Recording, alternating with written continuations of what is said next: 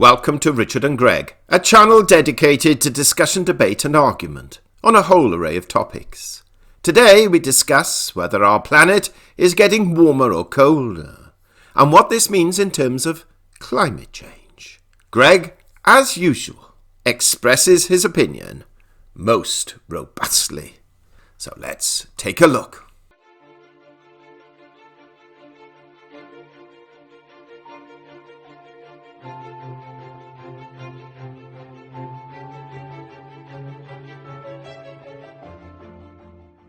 Welcome to Richard and Greg. It's Friday, the 14th of May, 2021, and it's 10:48 in the morning. Now today, we're going to talk about climate change. Why? Because a number of events have recently occurred that we think are important to bring to your attention. But before we do that, I would like to just very briefly quote an article about a Dr. Emily Shuckburgh, who's a climate scientist at the British Antarctic Survey. You see, Dr. Shuckburgh is at the forefront of observing the dramatic and shocking changes in our ice sheets and greenhouse gas levels. This is what the article says about her, not my words. Basically, this is what is quoted. Central bankers worry about financial stability. By contrast, polar scientists such as me, that's Dr. Shuckburgh, fret about ice sheet stability. Yet, it is increasingly clear that the latter is at risk from climate change and could threaten the former. Today's atmosphere is unprecedented throughout human history, prehistory, and beyond.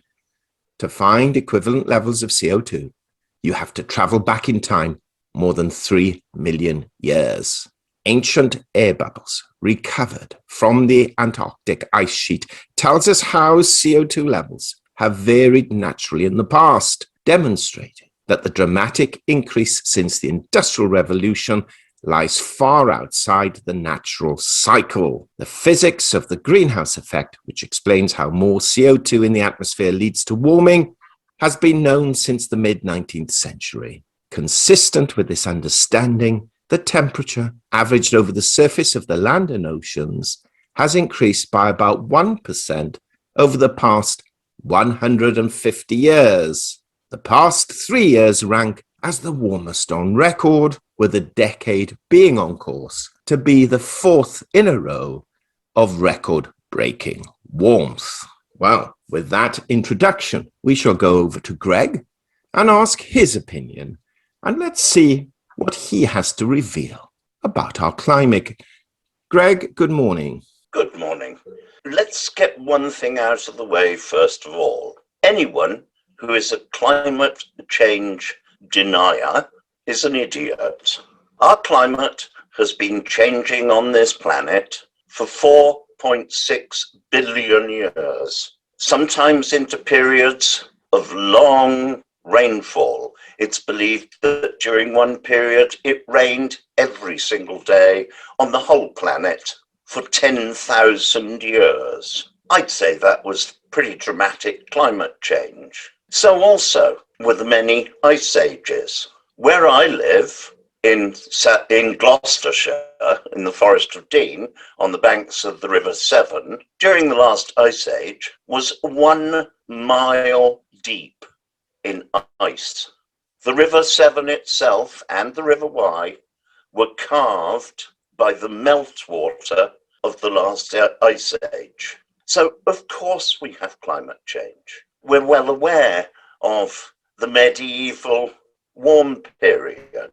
We're well aware of the period of warmth during the Roman occupation of Britain, when wine was grown as far north as Northumberland. And anyway, who'd run around Britain nowadays in a little leather skirt and sandals? The climate just isn't quite the same as it was when the Romans were here. We're also well aware that April this year was the coldest April for 99 years in Britain. There wasn't a single solitary day in April when it didn't have frost somewhere in Britain. That's astonishing when you think that April, which was totally dry, it hardly rained at all, is well known for April showers. The climate changes continuously. There is a possibility, so some informed climatologists tell us, that May could be the coldest May since records began in the mid-1600s. I rather hope it isn't, but it is shaping up that way at the moment. There isn't a single solitary, peer-reviewed, plausible, repeatable series of experiments that show that our climate at the moment is in a period of global warming. Not one. There isn't a single solitary scientific peer-reviewed paper with repeatable, provable data that shows that mankind's production of CO2 has had one iota of difference on our climate. Not one single solitary peer-reviewed repeatable series of experiments produced in and published in a scientific paper. We are living through the greatest fraud that has ever occurred to humanity on this planet to date. It's quite astonishing when you look at the details. New Zealand and Australia, over last weekend and the beginning of this week, realized that they're not going to have an autumn this year because they had a dump of snow that brought some traffic areas to a standstill, particularly in South Island, New Zealand, more than a month earlier than normal. We keep hearing about polar bears. There are far more polar bears now than when I was born 75 years ago. Anyone can go out and find an elderly polar bear in the last months of its life and photograph it and claim it's dying of starvation. That's what most polar bears die of. That is not the general condition of polar bears, who are thriving at the moment. New Zealand has been involved in a project right across the Antarctic, and let's face it, they live relatively close to the Antarctic relative to other people, and they have categorically proved with repeatable measurements that the ice sheet in Antarctica has been growing for the last 10 years. They've been taking sea temperatures from the whole region, and sea temperatures are at the coldest that have ever been recorded. Granted, we have only been recording sea temperatures in the area for somewhere over 100 years, but the temperatures in the Chilean fjords are lower than they've ever been recorded as a result of the outflow of cold water from Antarctica.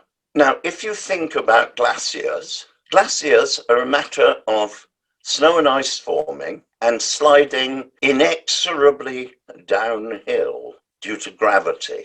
All glaciers are moving, basically imperceptibly slowly, but they are moving. The natural conclusion of that, if you think about a huge plain of ice and snow, which Antarctica is that eventually they will reach the sea. And when they reach the sea, they will inevitably, unsupported, break up into icebergs. Any fool can take a camera, enough money and enough time, and photograph glaciers anywhere in the world breaking up as they fall into the sea. Yes, some glaciers are retreating, but that is not necessarily climate change. That may be specific to an area, because what we are finding at the moment is that the wind that goes around our planet is oscillating from the North Pole southwards and back up again more often and more violently than it has in recorded time.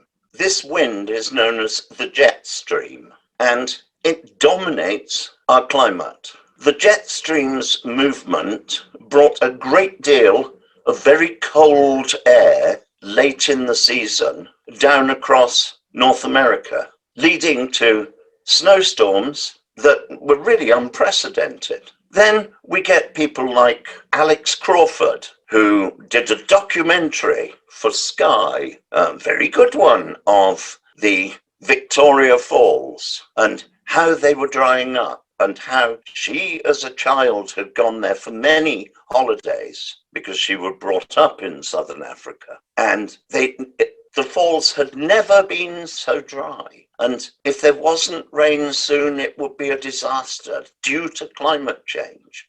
I should imagine she was rather miffed when I found a photograph of them far drier than they've been this year, taken in 1954, and sent a copy to Sky. Surprise, surprise, they never corrected the myth they had been peddling. It is a regular event.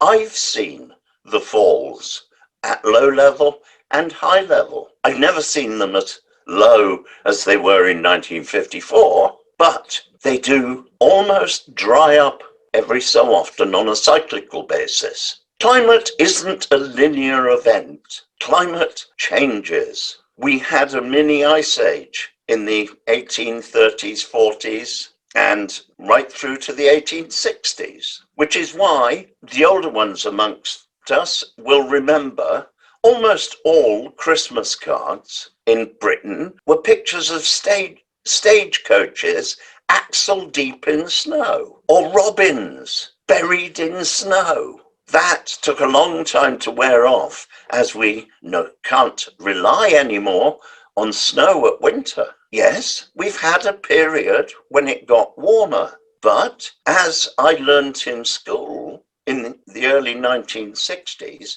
our climate is cooling. It will have periods when it appears to warm up a bit, but we are moving into what is known as a Maunder minimum. This will become apparent in 10 to 15 years from now and be quite severe by probably about 2050, because our climate is dominated by our local star. Our local star is the sun. And if you doubt me, go out on a summer day when there are nice fluffy clouds around, go out in a t-shirt in most parts of the northern hemisphere and you will be lovely and warm. But if a cloud crosses the sun and blocks it for 2 minutes, you'll be damn cold, because the sun, under normal circumstances, provides approximately 1 kilowatt of heat to every square meter on the planet. If that gets covered, it is warming the upper atmosphere where those clouds are. The most consequential greenhouse gas, if you want to call it that, is water vapor, of which there is a great deal, because the sun sucks water up out of the sea and from the land and turns it into cloud. This goes on perpetually. It has nothing to do with CO2. It just coincidentally can be turned into a theory and put into a computer by people trying to prove a given point. The sum total of CO2 in our entire atmosphere amounts at the moment to around 350 parts per million average. That is actually dangerously low, because all plant life ceases, and that would mean the end of life as we know it on this planet, at somewhere just under 200 parts per million. Now, when you think of the era when for 170 million years dinosaurs strode the land, multi-ton animals that lived on vegetation that was dramatically produced very lushly, because at the time there were in excess of 1,200 parts per million, and at times as high as 7,700 parts per million. And for 170 years, herbivores flourished eating the plant growth. As a result, the carnivores also flourished, because there were lots of very big snacks marching around. Well, on that note, Greg, are you basically suggesting that the world is more in danger of having too little CO2 than too much? And if that is the case, why are the scientists arguing against what you're proposing? I am not arguing that point. I'm stating a provable fact, which the scientists are not doing. They are feeding into computers opinions that will fulfill the outcomes they require. This is the greatest fraud perpetuated on mankind anywhere at any time in history, unless, of course, you're of the opinion that I am, that the other great fraud was inventing gods. On whom to blame all this? So why are they doing that then? Why are they committing this fraud? What's in it for them? You'll find that an awful lot of very wealthy individuals, people with, dare I say, obscene amounts of money, that's any sum larger than the amount I've got. No one should be allowed that. People like Elon Musk, Bill Gates, and Jeff Bezos are all investing in electric power. They don't have a big hold on conventional power. Companies like Exxon, Shell, BP, who are producing oil and gas, and the huge coal companies are all large shareholder companies, not controlled by single individuals. So that could well be the motivation. And when you think that it is reasonable to say that Elon Musk has the best command of information on electric cars, it's interesting that he has pointed out that if in America they replace the internal combustion engine with electric powered cars, the cars alone will use twice as much electricity as the sum total of the electricity currently being produced. It's now an established fact that wind turbines are not viable producers of electricity that give you any carbon dioxide payback. When you think that there's up to 400 tons of steel in the plinth they stand on, and the only way to make steel is by burning coal, it does make a bit of a nonsense of it, doesn't it?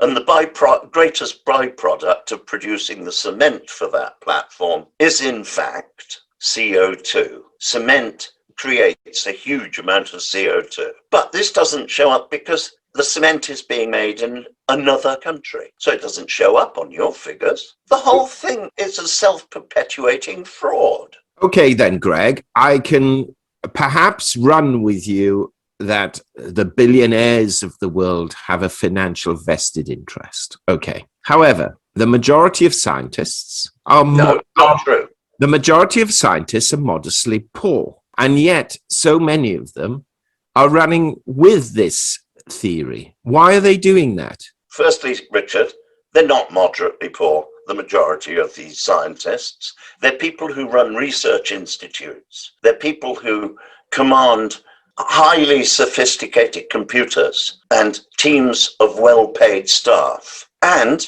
the only way that you can make money in such capacity is to be employed doing research by somebody. And if a multi-billionaire wants it proved that the reason for global warming, which definitely exists because the majority of scientists said it did. No, they didn't. There is no record of that.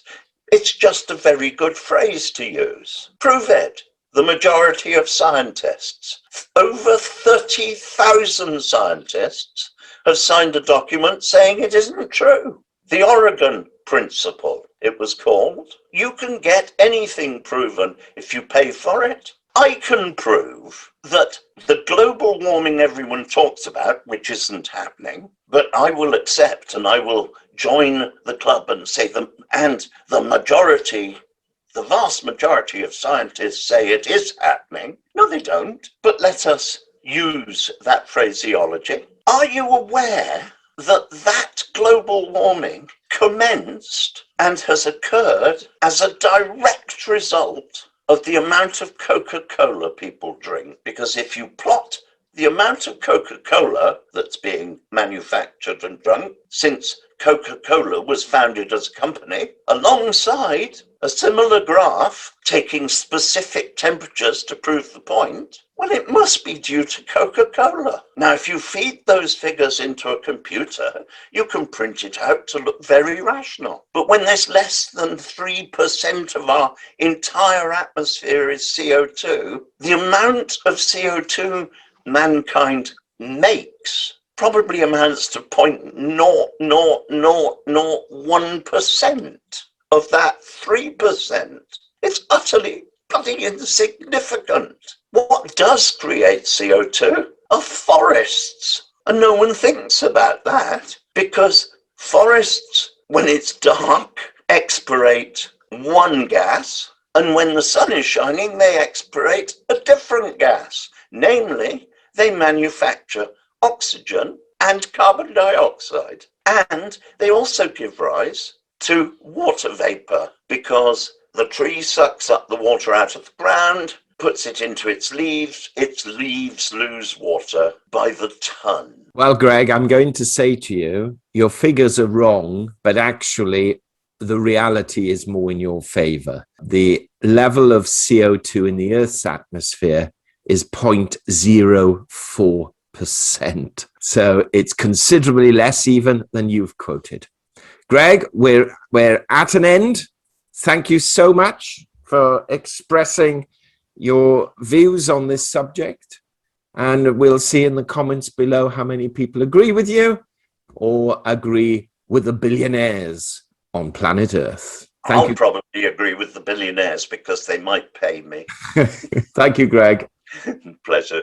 We hope you enjoyed that discussion, and if so, kindly subscribe to our channel and press the bell sign so that you are notified of our videos as and when they are published. And also in the description box below, we place links to certain books, articles, and programs which you may find of benefit, and for which we will receive a small commission should you purchase through our link. And this will help support our channel and to enable us to develop it further.